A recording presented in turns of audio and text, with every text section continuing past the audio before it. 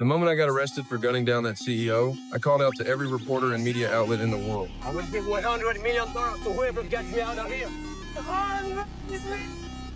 Just two simple sentences, but it was enough to make the SWAT team realize how serious this had gotten. Problem was, since it was broadcast live, people across the country heard it and immediately made one hell of a crazy decision. On the day of my transfer, every SWAT officer was on high alert. If they could just get me to the federal pen safely, I'd be looking at life behind bars for sure. But then, out of nowhere,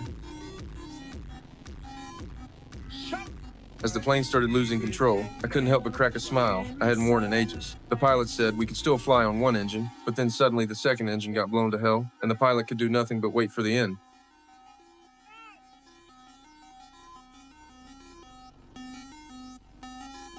With the air transport shot, SWAT had no choice but to throw everything they had into a ground convoy. Just as they were rolling through an intersection, some homeless guy suddenly blocked their path. The cops were pissed, immediately trying to shoo him away. But then out of nowhere,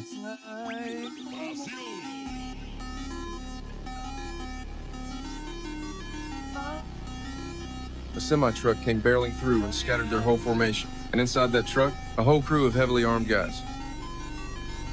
Once they had SWAT pinned down, they immediately busted out the RPGs.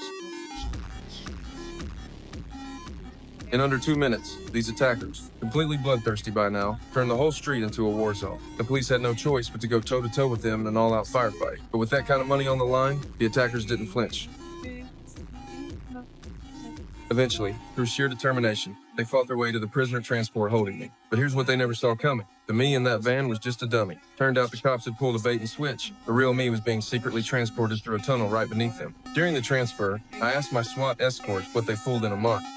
Not even with overtime. Then I upped the bounty to $200 million. That meant each of the 3 officers could walk away with $66 million. Just when one of them managed to resist the temptation, the guy driving suddenly slammed on the brakes and pointed his gun right at his partner's head. At that moment, another teammate joined in on breaking me out. The loyal officer didn't stand a chance. All he could do was watch helplessly as his own partners took me away. By the time backup arrived on scene, we were already on the subway heading to the next station. But that just lit a fire under SWAT. They mobilized a massive team of heavily armed officers and locked down the next station completely. But when they closed in, the entire subway had mysteriously vanished. So they backtracked toward the end of the line, only to find the train had stopped running, with nothing left but a terrified conductor. After questioning him, they learned that my rescuers had taken me into the sewers. So SWAT took the risk and went in after him. But headquarters soon discovered that within a 3-mile radius, the sewer system had over 6,000 exits. And the deeper they went, the more their communications cut out completely. Just when everyone was at a loss, one of the team members spotted a footprint underground. What they didn't know was that the footprint had been left there on purpose, to lure them into a booby trap that would blow the pursuing officers to pieces. But to make sure SWAT didn't lose the trail,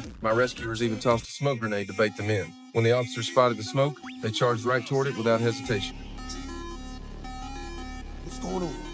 By that time, we'd already reached the sewer exit. We slammed a massive lock on the iron gate and bolted with me in tow. When SWAT finally got to the exit, they found out the lock was bulletproof. So they rushed back, dismantled the booby trap, zip-tied it to the gate, and with a single gunshot, blew the whole door clean off its hinges. But my extraction plane had already arrived right on schedule. To avoid getting caught by SWAT, the pilot actually decided to land on a 4-lane road barely 30 feet wide. During the descent, if the wings clipped anything at all, the plane would explode on impact, and I'd probably get nabbed by SWAT all over again. But in those final heart-stopping moments, the plane managed to touch down without a hitch. In the end, I boarded that extraction plane and successfully escaped with my crew.